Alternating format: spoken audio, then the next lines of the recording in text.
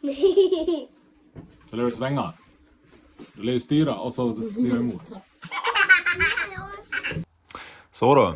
Resan påbörjades alltså då 02.30 med att klockan ringer. Eller att Moa väcker igen, det får man väl välja hur man vill. Jag, Elias, Dennis och Moa flög då. Vilket är ganska ovanligt, för det brukar vi ju inte göra. I alla fall inte jag och Moa. Så att det var ju lite ovanligt ändå av att kunna börja tävlingen så här sent in på veckan. Men som sagt, vi hade ju ställt då ekipaget till Spanien. Eller från Spanien till Irland hos David och Dylan Garvey. Och ja, det har ju sina fördelar liksom om man gör det. Samtidigt så är det ju synd att man inte har bilen hemma. Ja, lite roliga klipp på Elias egentligen. Han känner sig lite utfryst. En lång väntan egentligen. Planen skulle lyfta 9:15 på torsdagen. Och det är som det är. Ja, alltså nu kameran men det är dags att prova powerbanken.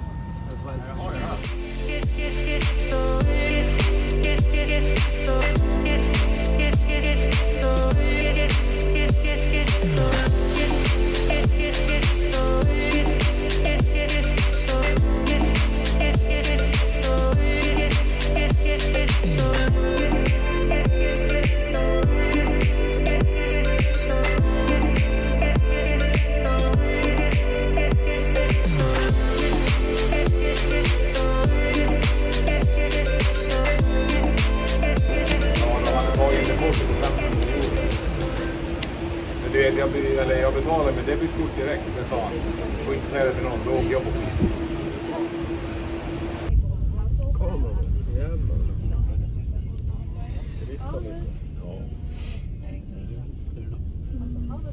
Vi ska köpa fel sida vägen, i fel sida i bilen. Det kan vara fel sida.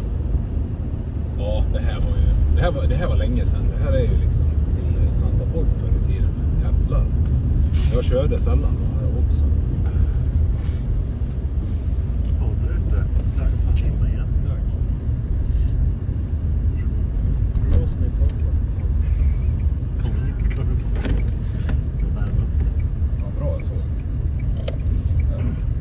Turista!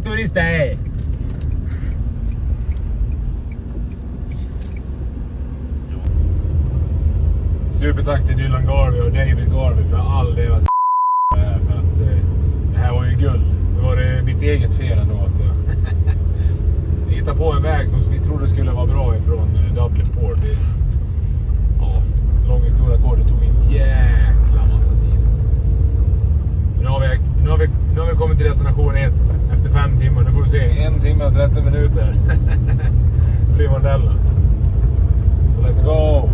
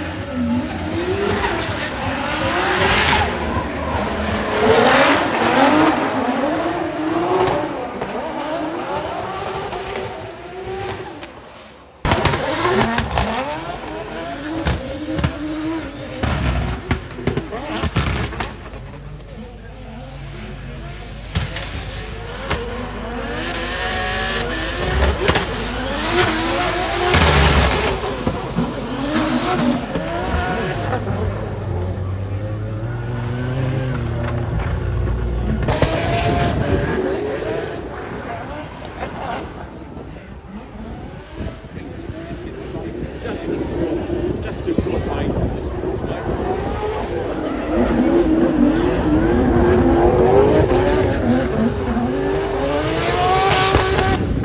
As we get to the second half, but a lot of drivers out there now saying, how hard do I push? And I'm sure the spotters are saying, I don't know. It looks pretty sketchy to me. Next up, we have got from Sweden, Joachim Anderson, brand new car this year, 800 horsepower. And this guy, he looks smooth in practice. Let's see if he can continue that into qualifying. Nice so far, really nice so far from Joachim Anderson, doing exactly what he needs to do. Oh, just to the edge of the track from Joachim Anderson. This is textbook. This is a big run here. Joachim Anderson doing a good job on that outer zone as he now plays with the throttle, keeping our car moving and not overspinning the wheels. Transitions back. This has got to be close to the wall. Anderson's got it all to do, and he's done it. Oh, look at this. That is so slippy there. As you can see, the driver struggling with it. It's the wettest run we've had today, and one of the smoothest as well. Wow, that was textbook. That was so nice from Joachim Anderson. He looked dialed. The car looked settled. He looked like he knew exactly what he had to do. They got some seat time in that rain yesterday, and I think that played a big part in this because they've all now know where the best parts of the circuit are to gain that grip. And as you said, modulating that throttle, not trying to overspin the wheels and get himself into danger. Look at that, right to the edge of the circuit on that white line. Nice transition back, hardly any handbrake. He knows that probably going up to that outside zone, it's quite grippy. Yeah, this entry to this outer zone seems to be, drivers are almost all doing it differently. Yeah. Some people with a couple of dabs of the handbrake, someone with the big drag, some just using the angle. So it's interesting to watch how they approach it in the rain, because it's quite similar in the dry. Yeah. But here, look at there's no grip there. It looks like, you know what I think's happened there?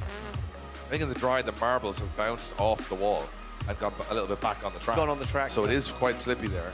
And it's a great job from Joachim Anderson. An 86 on the board for Joachim Anderson from Sweden. Great run, 4th position so far. That's a big run in the wet. Yeah, that's a big score in the wet. Yeah, It's a nervous wait as well. As we go back to the start line, Joachim Anderson got an 86, which I think is enough to keep him safe at this point of the competition. He will see top 32, but remember, you want to go top 4, so therefore you get the extra showdown battles and more points, and they all want more points. So here we go, Joachim Anderson from Sweden comes off the line.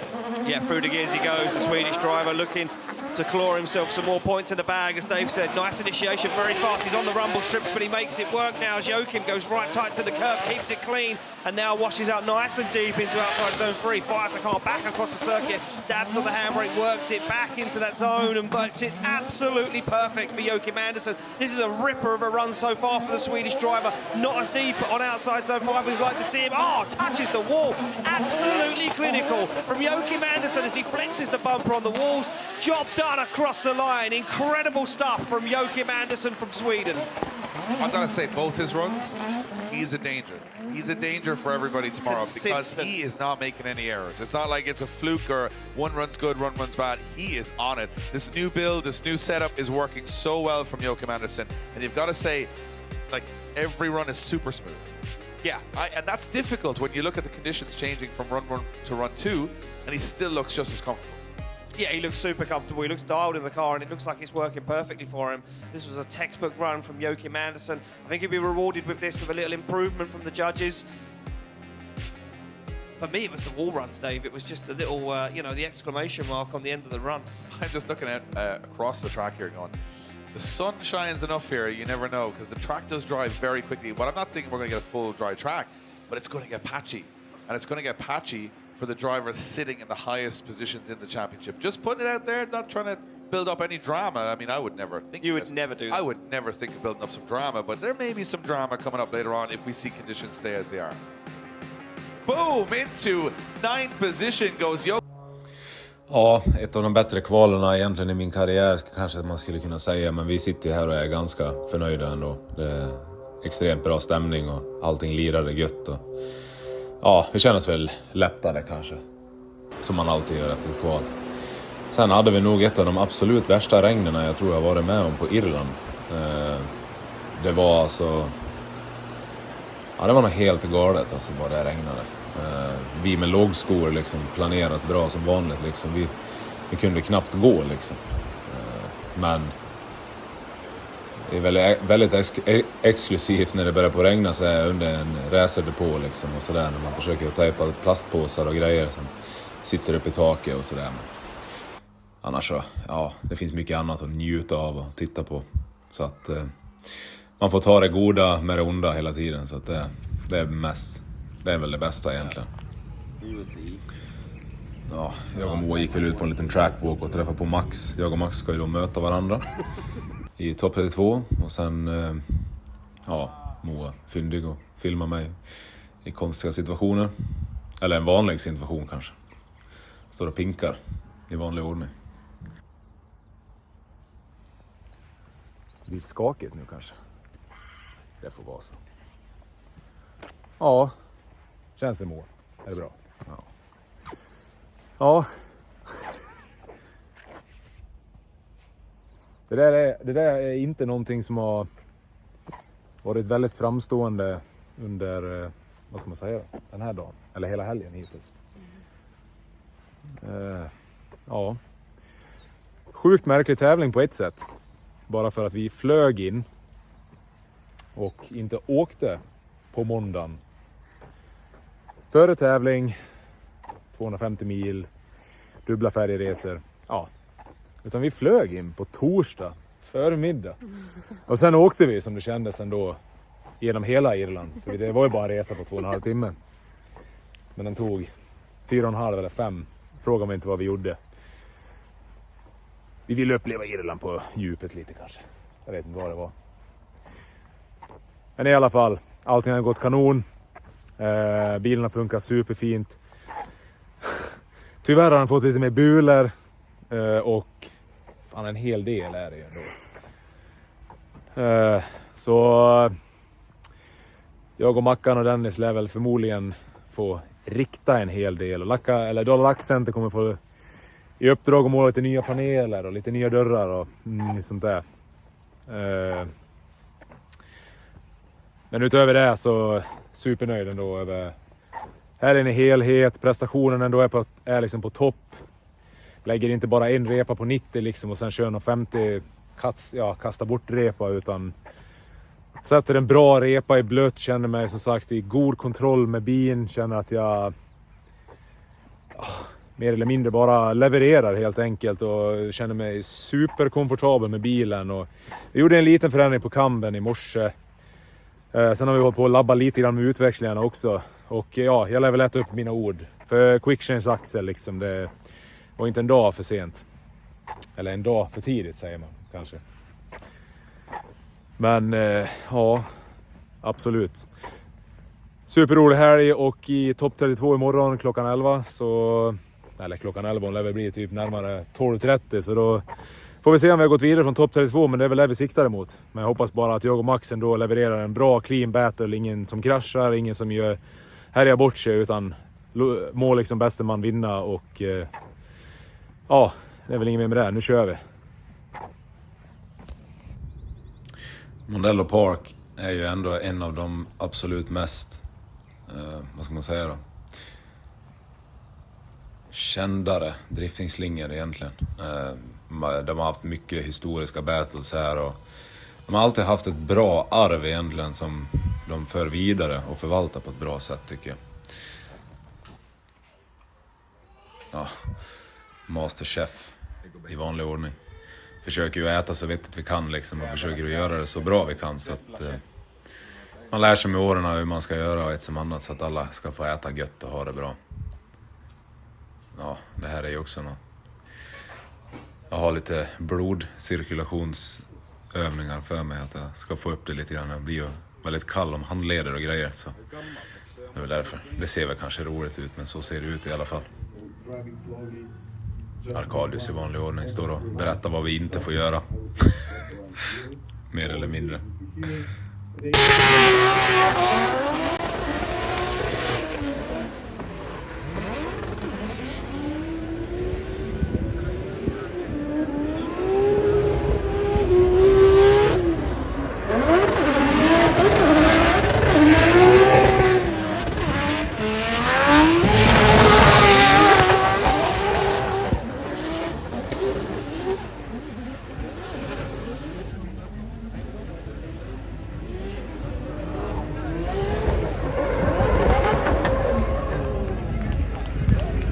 Consistent style. Heidrich, I'm not even sure I'd call it a style. It's just absolutely all out, every time entertainment. It can work. It can also go against them. We don't know what max we're going to get. Max angle, max speed, or max in the gravel. We never know. But I love watching this guy drive, and I'll tell you what, Joachim Anderson, new car this year, and he looks dialed in that as well. So Anderson looking at definitely more championship points here, had a good run in Spain. I think he's going to want to take it all the way here today. Let's see what happens as Joachim Anderson leads out Max Heidrich into that first corner. Yeah, but don't forget, Max Heidrich took down Vincek at the last round. Can he take down the Swede driver? He's going to try it. Look at this, lovely stuff from Heidrich as he matches the angle and gets that proximity all the way into outside zone 3.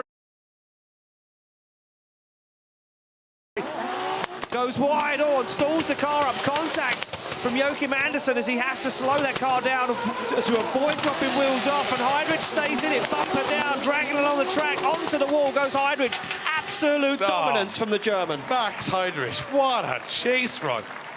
That run through the first corner was max attack. Max attack, yeah. He comes in here, I'm like, what are you doing? You're going to crash, and he doesn't crash. Look at that. He's an inch. Look at how close he is. That is unbelievable. He's changing gears and handbraking while he's doing that. Look at this from Max Heidrich. And look, and this is the problem for Anderson. He goes off the track, two wheels over the white line, but he has to stall up the car to let it grip, which means Heidrich kind of has to accordion. He has to slow down, and they go, Heidrich, my bumper's gone, I'm crashing into things, who cares? On the door. Look at this. We promised you action. We gave you action. Top 32. That's an understatement. Top 32 has been insane. From in Spain to insane. That's what we've had this year. I like it. Yep. Put that on a t-shirt. Look at this. Look at the contact. Heidrich just goes, oh, wheel boop, to wheel. Boop. You see the way it braked Anderson's front wheel, and he's like, They just nothing went, I can do about that. keep going. Bumpers falling off, dragging along the ground. This is what we came here to see. That's not what they want to see, but what we want to see as fans. Yeah. Big fan of this. Costs us no money to see that. Yeah, it costs us nothing to see them smash their cars up. We enjoyed that every bit of it. Joachim Anderson in the lead position. Max Heidrich will be in the lead position. Now, this is where Max Heidrich has to go. I've dialed it up to 29. Take it back 10%. Take it back to, at least 11 and just do a nice lead run. Anderson's going to have to turn it up because he's going to have to, like that proximity from Heidrich was incredible. So this is really interesting. You got the more, I would say, cool, calm, and collected driver, and Anderson calculated, now having to turn it up to a kind of a wild level, and Heidrich needs to turn the wild all the way down. So no, that doesn't work. That's not going to work. I don't think we can change the personality of these drivers too easily here. So let's see what happens. Last run, potentially, of our top 32. Here we go. Green light means go. Heidrich in the lead, Anderson in the chase. Yeah, through the gears, down they come, and Heidrich looking strong so far. This one's going to be his in the bag if he can put down a banger of a lead line, and he looks good so far. Front wheel lock. Look at the line through those first zones from Max Heidrich, and he puts it down and up and gone. Nothing from the Swedish driver of Joachim Anderson so far. Now starts to regain some ground after shortcut the circuit. Absolute flyer from Heidrich at the moment, and Anderson has no answer. I'm telling you, put it out there now. Max Heidrich. Just put it out there. Max Heidrich. That's this weekend. This weekend. That is the best chase and lead he's done on this circuit, and he looked comfortable at that level. Oh. You think he could? Hey, stranger things have happened. Stranger things have happened. Already. The lead line. Already stranger things have happened. I think Anderson just doesn't, he transitions early and he has to put a lot of course to stay with Heidrich, and Heidrich's on a flyer. Yeah, Heidrich is up and gone. There is no way that Anderson could have catched him. Little shortcut from Heidrich there, snappy transition, but the only downside I can see to that run on lead and chase, and Joachim's trying so hard to get back in the fight. But is it too little, too late? We're having a good look at this one, the judges, and of course they see it in a different way than we do. We see it very layman's. Entertainment. Entertaining. We're looking at the entertaining side of it. Yeah, but they're looking at the technical side of it to try and decide what they said in the briefing, which is a very long, detailed briefing. Everything that can happen on the track has been explained to these drivers and what the result would be. So Heidrich and Anderson await the last decision of our top 32. And it's going to be Max Heidrich gets the win. Max Heidrich from Germany gets the win. Big smiles. Look at that. Sun's out, guns out in Mondello Park for Max Heidrich, and he's going through to the top 16. Big smiles, and it worked out. The wild style worked out. And Becky is with the man that has it always jacked up to 11. He's through to the top 16. Yes, he absolutely is, Dave. Max Heidrich, congratulations. You're through to the top. Det borde snabbt hoppa på båten. Kan de inte sova in hos dig? En ensam man. Hör detta? Börjar så bara... Man vill ju framstå med sin goda sida. Den dåliga. Du ska visa framfötterna. Nej. Ska vi vilja hit den eller?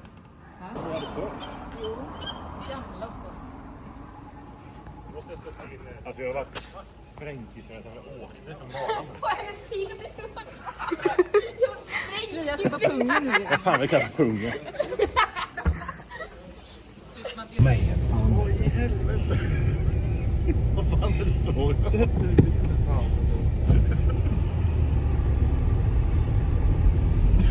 I vänster stol i mitten som du kör. Varför är jag värsta måltavlan här? Ja, du kan inte vara det. Är du inte van?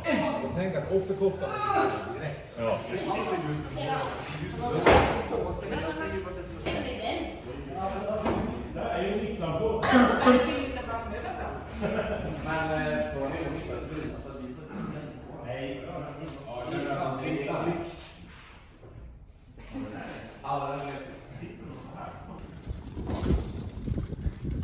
Ja, det kanske må se roligt ut, men som sagt, vi har gjort över 500 mil redan som vi har kört, och planering går ju sällan som det är tänkt, framförallt inte när man bygger en ny bil. Så att bussen åkte väl på, ja, jag vet inte, sina sista mil med kamremmen, så att jag var väl sådär, jag måste fixa det innan jag åker, för vi har ändå 200 mil hem. Och 200 mil är kanske inte så mycket som det låter, men 200 mil kontinuerligt ändå kan ställa till med mycket om kameremmen flyger mitt i Frankrike eller någonting. Så att man kände liksom att det måste vi lösa. Och det är skönt att se ändå av att de svenska gypsisarna är ju ändå ganska... Ja, vi lever ganska lika liv. Vi löser problem på racertävlingar och ett som annat. Och ja, det är väl en styrka i sig att man hittar lösningar liksom.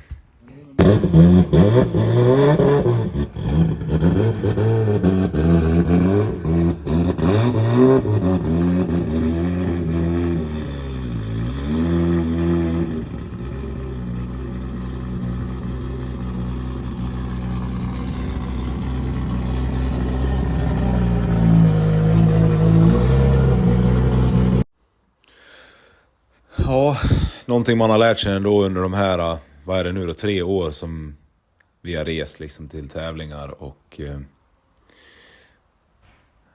som inte är på nationell nivå, alltså svensk nivå. Så då är det väl liksom att vi åker väldigt långa distanser, och det är ändå spännande ändå hur man ändå så fort anpassar sig efter att åka till exempel på vänstertrafiksvägar, och liksom tycker inte att det är något krångligt. Och det är ju så bara, det är ju, man lär sig mycket om sig själv, och framförallt att man märker ändå hur anpassningsbar människan är ändå i olika situationer. För jag lovar er, någonting som man får lov att vara väldigt, väldigt anpassningsbar med egentligen är väl just det att resandet skapar dig extremt mycket märkliga saker som händer som du måste anpassa dig efter. Och sen kan man väl fundera vad det betyder, men det är liksom, om jag skulle ta allting i bara ett kort ljudklipp, så det går inte, för det är mycket som man erfarar, och det är väldigt mycket man får uppleva efter vägar och ett som annat. Men det är väl det som det är väl det som präglar lite grann det här livet också, att man hängivenheten ändå som vi lägger ner i det, och belöningarna som man kan tycka att man får, till exempel som här, vi ska åka en liten väg bara för att kunna åka och kissa lite efter vägen.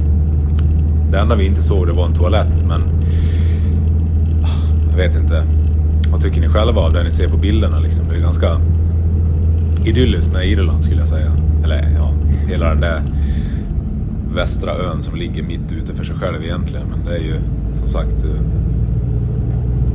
man får alltid försöka ta med sig det positiva utifrån, och komma ihåg ändå att det finns människor som knappt får uppleva ens att åka utanför länsgränsen. där man bor hemma i Sverige liksom. Vi själva, vi drar liksom mil efter mil genom land efter land, så att det är ju, det är väl det som är, man kanske inte är rik när det kommer till saker och bilar och liknande på det sättet, att man har mer leksaker än andra, utan men någonting man blir rik på så är upplevelser, och det är väl det man får lov att ta med sig liksom. Jag skulle säga 70% av att åka runt så här är ju resandet liksom. Man får mycket nya erfarenheter, och som sagt upplevelserna är ju enorma. Och en liten detour så här, alltså kommer du in i det du faktiskt vill se utav Irland, skulle jag säga. Små byar där man har behållit lite grann. Men jag vet inte. Så som jag tänker i alla fall att Irland ska se ut liksom. Det är så här man tycker att det ska vara. Och det här får du inte se om du landar i Dublin och åker till Mondello Park direkt, för då får du inte se någonting enligt mig. Men det här är ju liksom, ja men det är fantastiskt fint att titta på grejer och sådär. Det är alltid kul att se olika lösningar med stoppskyltar, rondeller med stoppljus i och grejer. Det är så, ja, då är hela funktionen borta, men det är lite kul att se ändå hur folk tänker och tycker, och lite olika vägmärkningar och ja, men du vet, så att träden växer väldigt nära, och träden växer ju väldigt nära på grund av att man har odlat dem så med flit, för att träd gillar CO2, och då menar man på att ju närmare de står ju fortare äter de upp CO2 typ så. Så att de tycker liksom i Irland, David Garvey vet jag frågade mig liksom varför vi bygger långa stora diken, krondiken och liknande. Och det är ju kortfattat det är det, ja, för då kan man volta och greja för sig själv ner i diken. Men här tycker de att det är helt okej ändå att köra in i träd, så jag vet inte. Men de tycker att det är sjukt korkat att bygga diken, och vi tycker att det är korkat att bygga träd. Men det är som sagt också, det är bara en mental bild liksom. Det är lite spännande ändå, de får erfara sånt också. Och sen lika som här, vi kommer till Wexford, en hamnstad, eller vad är hamnstad? En sjöstad, havsstad.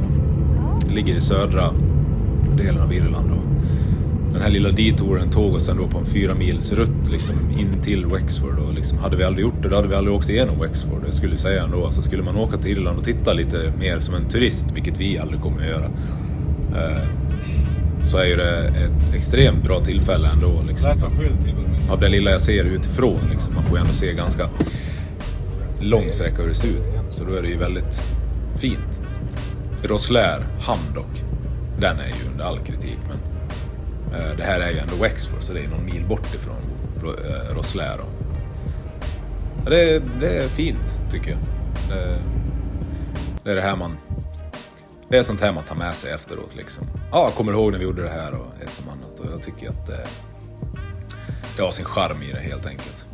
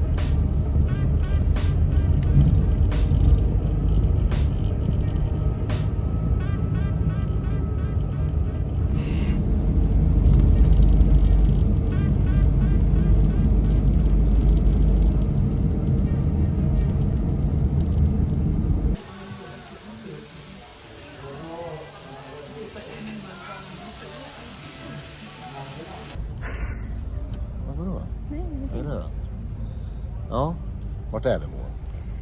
Jag är i Roslä, inte i Dublin i alla fall. Nej. Joachim var säker på att vi skulle åka från Dublin Port. Tur nog så tittade vi på biljetten igen. Ja. Det var inte Dublin. Nej. Joachim killtittade. Vad hände igår då?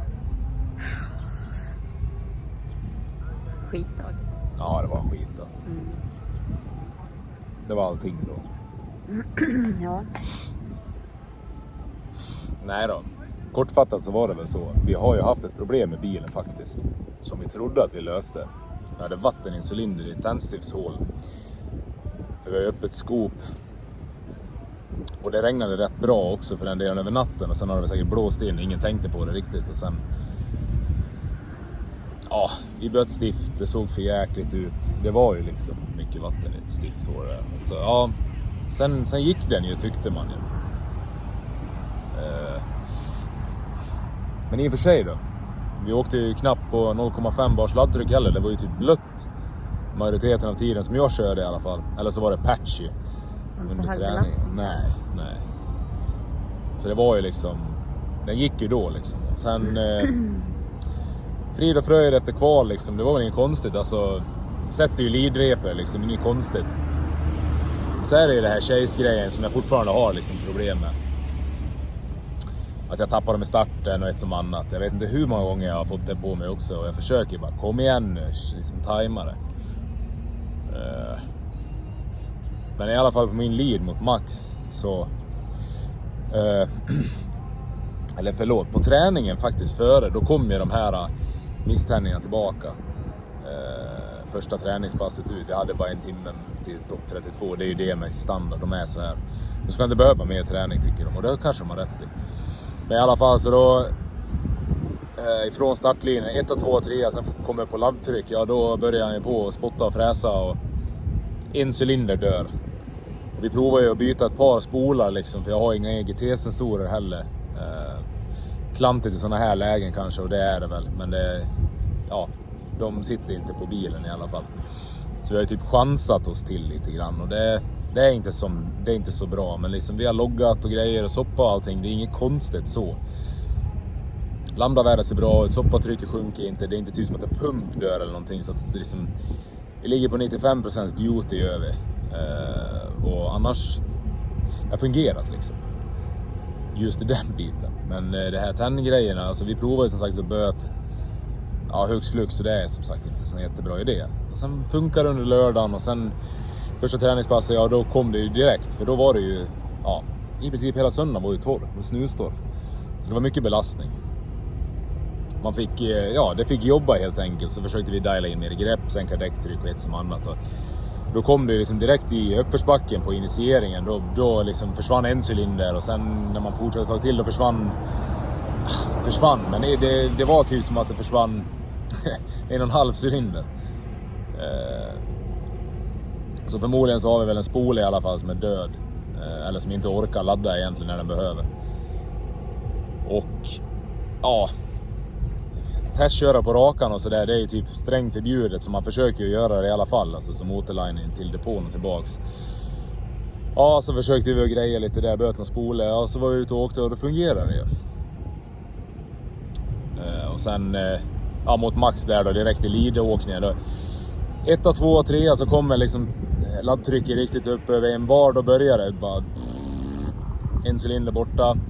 Initierar ändå och det blir ju liksom så här typ mindfuck lite grann när man åker ner för initieringen. Nu lyckas jag ändå hålla så att det inte typ tvärnitar framför Max och grejer. Men det gjorde mig väl disorienterad i huvudet också, så skickar jag väl för hårt, glömmer av mig, du vet, ja det är mindfuck helt enkelt. Och sen liden vart ju som den vart. Jag nollade 2 hjul av. Och sen i liksom chasen försöker liksom att ligga med bra från början. Och så uppe i backen fanns ingenting där. Försökte ha handbromsen i kapp. Jag vet inte vad jag håller på med, men alltså det gick så jäkla tungt. Fanns ingen mos. Man hörde liksom efter zon 4, 5 blir det, innan zon 6. Där hör man det tydligt bara hur det pluttrar och smäller liksom. Och sen resten är ju historia. frustrationen syntes ju tydligt på liven liksom. Max gjorde ett kanonjobb liksom, inget konstigt. Det är kul att se att Max också liksom vågar ligga på en liksom, så det är inget konstigt. Örjan har ju varit duktig på det hela helgen också för den delen. Men det är väl så, leadrepet är man ju duktig på att lägga överlag. Nu gjorde jag ett misstag i leaden annars, men ja, den här gången hade vi mer eller mindre ett mekaniskt problem. Så det är uttåg än en gång i topp 32. Nu, mer eller mindre på maskinellt den här gången. Annars brukar det vara jag som gör misstag. Men det är väl typ det som i slutändan händer, så att ja. Typ så. Joachim var sur, bitter, frustrerad. Det var vi nog allihopa. Jag hade en jäkligt god känsla ifrån lördagen till söndagen. Men nu är det vad det är och det är bara att gå vidare. Liksom. Okej, ja, maskinellt har vi ett problem nu. Ett motorrelaterat problem som vi inte lyckas lösa på tävling. Ta det vidare, bara gå vidare. Det finns ingenting att göra, resten är historia. Nu sitter vi där och väntar. I vackra Roslär. Glider runt lite i Wexford har vi varit in och tittat lite. Och vi skulle kissa lite och det har varit en detour på 2 mil. Men tid, det har vi jättemycket av just nu. Så det var rätt mysigt. Jag själv behöver inte åka själv just nu, så det är bra. Jag har ju någon att prata med ändå. Annars är det väl bara typ, ja, det är vad det är. Göttängen går på restaurang. Vi får uppleva mycket i alla fall. Man får se det positiva från allting. Ja. Elias har kört högerstyrt. Jag är stolt över Elias, han är duktig. Annars är det bra. Ja. Så nu är det väl bara färjan över och sen får vi se om vi tar oss hem. Vi har bytt kamrem, vi har bytt remspännare till multiremmen så inte det rasar efter vägen. Sånt som inte hann med, som jag hann med innan Spanien. Men nu är det bytt. Så nu är det bara resten som kan sprängas i bitar. Men det blir bra.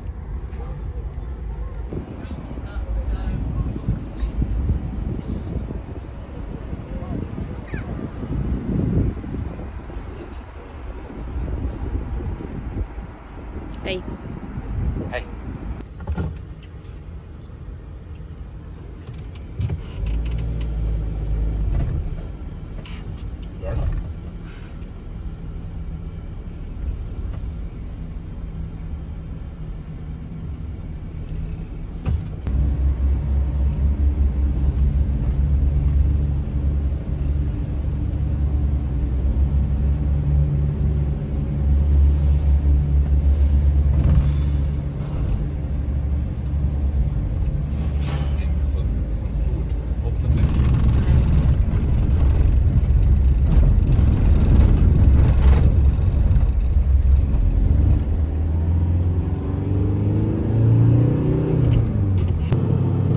Frankrike enligt mig är väl också så här, det är helt okej att åka igenom. Det enda som är jäkligt jobbigt med Frankrike, det är ju just det här, alltså det är vägtullen och helt grön. Alltså det är mögligt där. Alltså jag tror att vi betalar närmare 2 eller 3 tusen spänn för att åka liksom en sträcka på 50 mil. Och det är liksom, antingen så har vi bara otur att hamna på liksom vägar där det är tull, men alltså inget annat land är så dyrt när det kommer till vägtull. Tyskland har ingenting. Och det kan jag tänka mig just med trafiken och grejer. Som Frankrike är ganska lugnt trafikmässigt förutom utanför städer. Men annars så vet jag inte, det är ju inget mer speciellt att åka på. Men jag har hört historier om det här och varför vägtullarna är att det är privatägt och ett som annat. Vinsten, 60% av det går rakt ner i fickan åt dem. Och sen gäller det väl ändå när man åker på såna här rutter som jag talar om, att man försöker väl att äta så vettigt det går. Sen kanske man kan tycka att smör och en smörgås är väl som det är, men det är bättre det än att köpa Snickers liksom. Så man lär ju försöka liksom att ta hand om sig själv också, så man håller energinivån på en bra nivå så man orkar med att åka med sträckan. Det är lika man blir ju helt enkelt bara bortforslad ibland bara för att någon väg är avstängd för vägbyggen och inte som annat, för det händer ju. Och då GPSen ändå på kartor och grejer, liksom appen på Apple eller Google Maps, de är faktiskt väldigt suveräna. De är inte så dåliga idag som, och egentligen om man tänker det, mobilanvändare är ju alla. Så att den samlar väl data ifrån bilar och ett som annat om det blir köer och liknande, för det ser man ju direkt. Så man kan ju liksom stå på. Så det är väldigt, väldigt tillförlitlig källa ändå för att se vart man är på väg och ett som annat och sådär. Så den leder det sällan ut på något riktigt kast, om man säger så. En av de få nackdelarna att åka en tresitsig buss. Man har en jättebra sovställning liksom, och försöker ta igen sig lite grann. Tur att jag har Moa som är duktig på att köra också och kan avlasta mig egentligen. Så att vi börjar bli vana vid det här nu. Ja, vi är på Kiel. Eller vi är vid Kiel och käkar på Döneberg. Turister. Det är fint.